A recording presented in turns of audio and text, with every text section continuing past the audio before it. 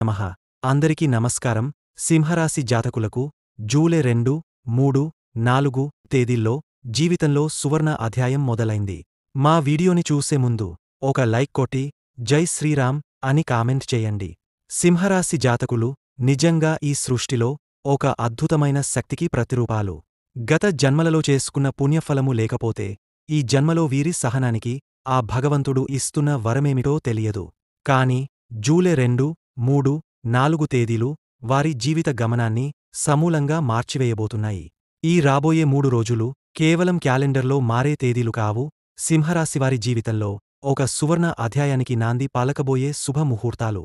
ఇప్పటివరకు వీరు ఎదుర్కొన్న ప్రతి కన్నీటి చుక్కకు బదులుగా ఇప్పుడు ఆనంద బాష్పాలు రాలబోతున్నాయి. ప్రతి అవమానానికి బదులుగా అఖండమైన గౌరవం లభించబోతోంది. ఈ కాలంలో సింహరాశివారు పొందబోయే అదృష్టయోగం ఎలా ఉండబోతుంది?